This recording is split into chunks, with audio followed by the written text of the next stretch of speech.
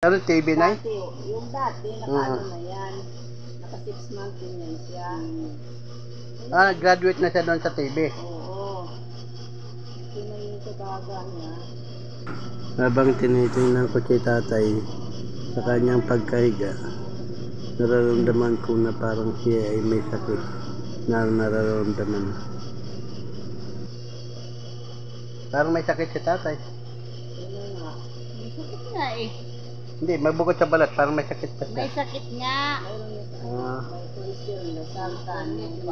Losartan, ano pa? At saka amlodipine. Amlodipine. At saka meron sila yung kinainom na yung doxycycline lang wala na mainom. So, ito lang muna ang gamot na yun na ibinigay mo sa akin. Ito lang muna. Ay, ito lang. Yan yung sa balat. Ito, doxycycline. Bepsangin. Ito yung iniinom nga para sa baga niya. Isa dito si Teresen. Sampu naman di na pwede i-maintenance na tayo. Hindi. 10 lang piraso yun ang bisita sa kanya. Ito multivitamin. Wala kasi yung kanyang sartan. Ito lahat Oo.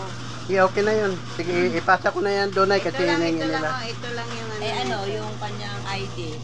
Kasi may Sa senior, para may discount. Sige.